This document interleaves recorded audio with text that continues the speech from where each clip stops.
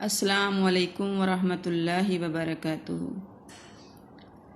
بہت ہی پیاری طالبات، امید ہے کہ آپ سب خیر و عافیت سے ہوں گی۔ اللہ تعالیٰ آپ کو صحت اور ایمان کے ساتھ سلامت رکھے۔ آج ہم حدیث نمبر 30 کا مطالعہ کرنے جا رہے ہیں۔ اعوذ باللہ من الشیطان الرجیم، بسم اللہ الرحمن الرحیم۔ عن خریم بن فاتق رضی اللہ تعالی عنہ، حضرت خریم بن فاتق رضی اللہ تعالی عنہ سے روایت ہے، قالا فرمایا، صلی نماز ادا فرمائی رسول اللہ صلی اللہ علیہ وسلم، رسول اللہ صلی اللہ علیہ وسلم نے صلاۃ الصبح، صبح کی فجر کی، فلما پس جب من صرفا فارغ ہوئے، قام آپ کھڑے ہو گئے، قائمن کھڑے ہونا، فقال پس آپ نے فرمایا، اودلت برابر کر دی گئی، شہادت الزوری جھوٹی گواہی، بالاشراک باللہ اللہ کے ساتھ کسی کو شریک ٹھہرانے کے برابر کر دی گئی، ثلاث مرات آپ صلی اللہ علیہ وسلم نے یہ الفاظ 3 مرتبہ دہرائے، ثم پھر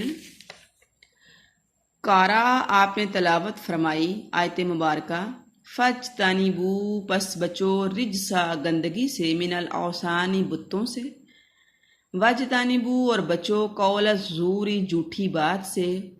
حنفاء یکسو ہو کر، یک طرفہ ہو کر، للہ واسطے اللہ کے، غیرہ نہ بنو، مشرکین شرک کرنے والے، بہی ساتھ اس کے۔ رواہ ابو داؤد و ابن ماجہ، حدیث مبارکہ کو امام ابو داؤد اور امام ابن ماجہ نے اپنی صحیح ابو داؤد اور صحیح ابن ماجہ میں روایت کیا ہے۔ حضرت خریم بن فاتق رضی اللہ تعالیٰ عنہ سے روایت ہے، فرماتے ہیں کہ ایک دن اللہ کے نبی صلی اللہ علیہ وسلم نماز فجر سے فارغ ہوئے تو آپ صلی اللہ علیہ وسلم نے نماز سے فارغ ہو کر کھڑے ہو کر لوگوں سے مخاطب ہو کر فرمایا کہ جھوٹی گواہی اور شرک کو برابر کر دیا گیا ہے، اور آپ صلی اللہ علیہ وسلم نے یہ بات 3 مرتبہ دہرائی۔ پھر اس کے بعد قرآن مجید کی آیت مبارکہ تلاوت فرمائی، جس کا مفہوم یہ ہے کہ بتوں کی عبادت، بتوں کی پوجا کی گندگی سے بچو اور جھوٹی گواہی سے، جھوٹی بات سے بچو، یکسو ہو کر، یک طرفہ ہو کر اللہ کے لیے اور اللہ کے ساتھ کسی کو شریک ٹھہرانے والے نہ بنو۔ ڈیئر اسٹوڈینٹس،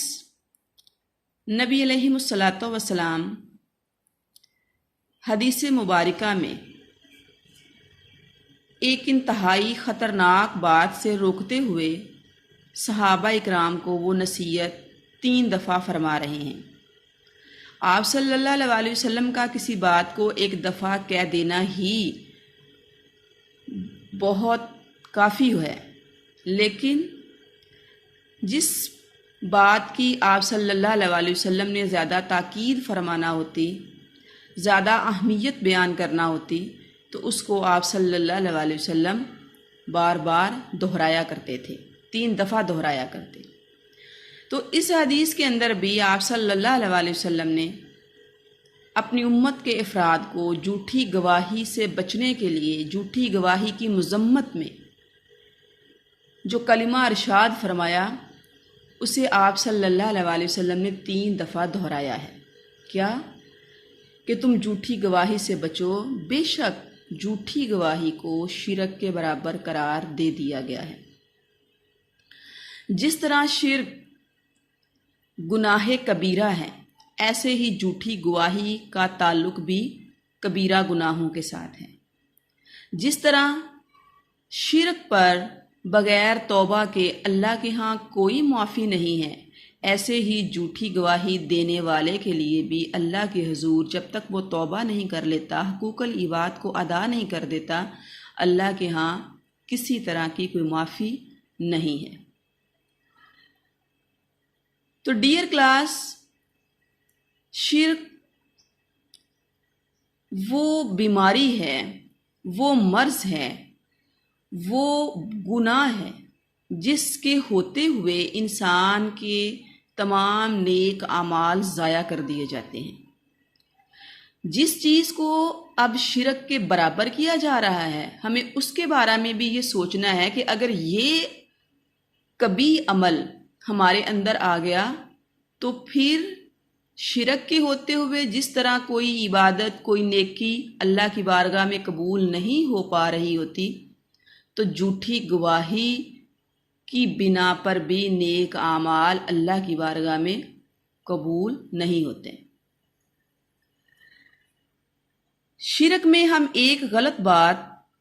اللہ کی طرف منسوب کرتے ہیں اور اللہ کے ساتھ دوسروں کو بھی حاجز روا یا مشکل کشا یا بگڑی بنانے والا یا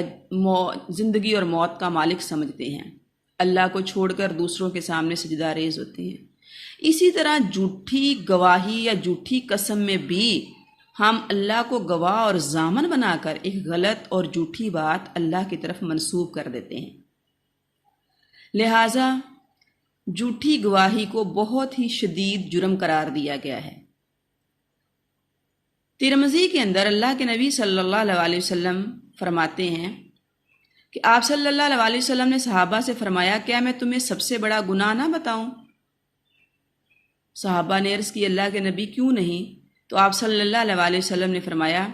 شرک، ماں باپ کی نافرمانی۔ آپ صلی اللہ علیہ وسلم ٹیک لگا کر بیٹھے ہوئے تھے، پھر آپ فوراً اٹھ بیٹھے اور فرمایا، جھوٹی شہادت یا جھوٹی بات۔ اور یہ کلمہ آپ صلی اللہ علیہ وسلم مستقل برابر ارشاد فرماتے رہے، اور صحابہ عرض کرتے ہیں کہ ہم نے کہا کاش آپ صلی اللہ علیہ وسلم خاموش ہو جائیں۔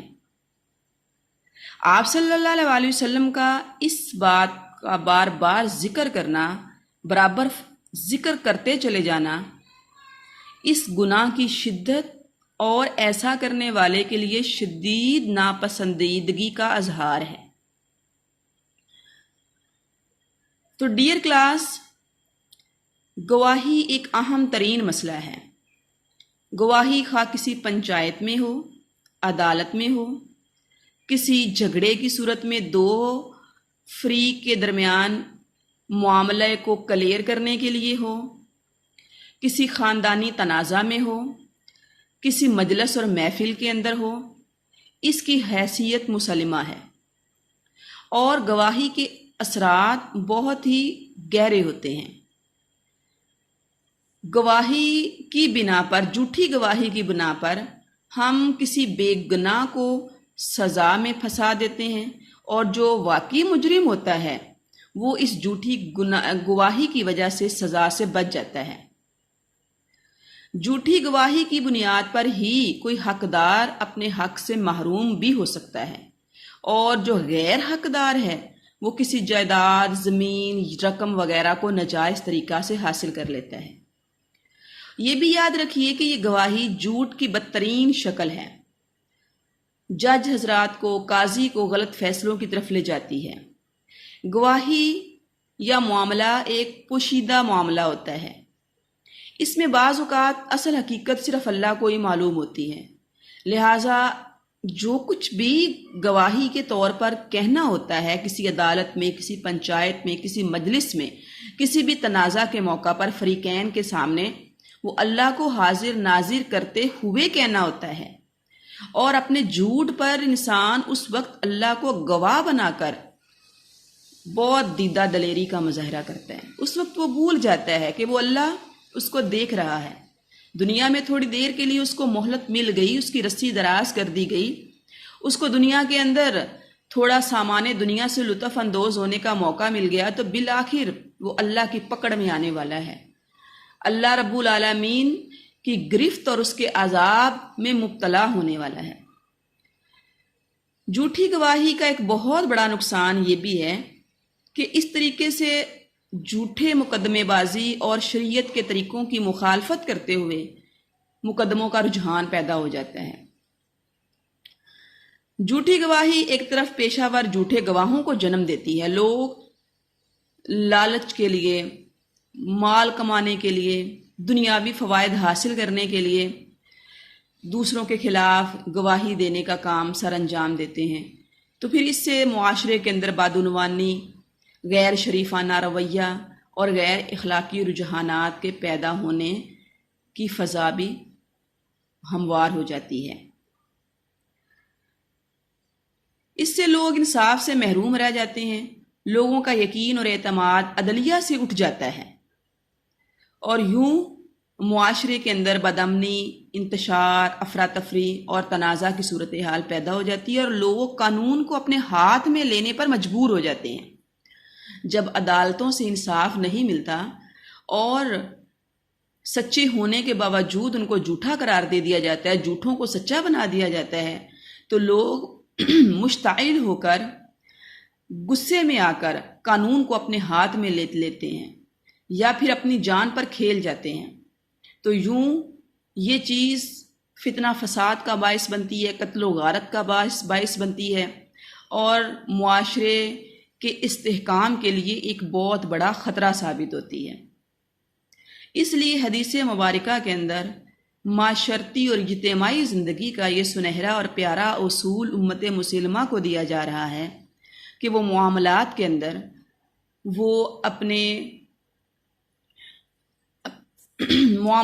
اندر اور ہر طرح کے لڑائی جھگڑوں اور فسادات کے اندر ہمیشہ حق بات کا ساتھ دیں۔ قرآن مجید کے اندر مسلمانوں کو یہ تاکید کی گئی ہے کہ اگر جھوٹی گواہی انسان کو اپنے رشتہ داروں، ماں باپ کے خلاف بھی دینا پڑے تو وہ اللہ کے لیے، اللہ کے حکم کی تعمیل کرتے ہوئے اپنے والدین اور اپنے رشتہ داروں اور خاندان کا بھی لحاظ نہ کرے، اور سچی اور سیدھی بات کرتے ہوئے سچی گواہی دے، جھوٹی گواہی سے گریز کرے۔ تو ڈیئر کلاس، حدیث مبارکہ کے حوالہ سے ہم یہ دیکھتے ہیں کہ ہمیں نبی علیہ الصلاۃ والسلام کی طرف سے جو نصیحت کی جا رہی ہے اور جس چیز کی شدت بیان کی جا رہی ہے اسے ہم نے کس طرح لینا ہے۔ آج ہم دیکھتے ہیں کہ بہت سارے معاملات کے ہم چشمدید گواہ ہوتے ہیں،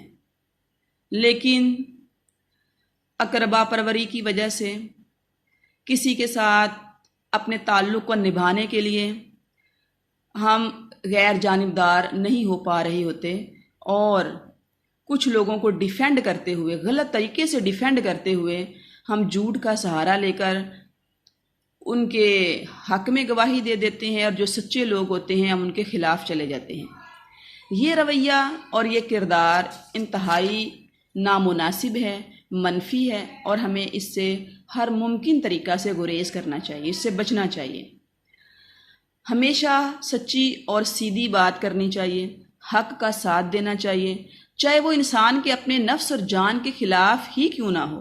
پیچھے ہم نے جھوٹ کے حوالہ سے کچھ احادیث مبارکہ کا مطالعہ کیا تھا، اور وہاں میں نے آپ کو بتایا تھا کہ جھوٹ کی کس قدر اسلام کے اندر مذمت کی گئی ہے۔ قرآن مجید میں اللہ رب العالمین نے مومنوں کو یہ تاکید کی ہے، یا ایھا الذین آمنوا قولوا قولا سدیدا، اے ایمان والو تم بالکل سیدھی اور صاف بات کیا کرو، کسی بھی طرح کا ہیر پھیر ڈال کر، کسی بھی طرح کی بات کو غلط رنگ دے کر اس کو بیان کرنا اور حقائق کو چھپا لینا، یہ مسلمان کے شایان شان نہیں ہے۔ مومن اور مسلمان کی ڈیفینیشن اور تعریف یہ کی گئی ہے کہ وہ ہمیشہ سچ بولتا ہے، جھوٹ سے گریز کرتا ہے، حق بات کا ساتھ دیتا ہے۔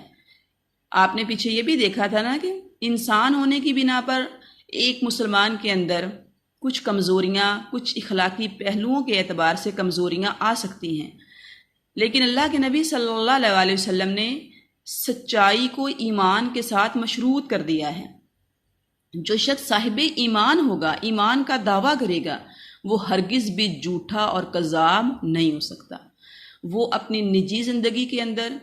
اجتماعی زندگی کے اندر، انفرادی زندگی کے اندر، معاشرتی زندگی کے اندر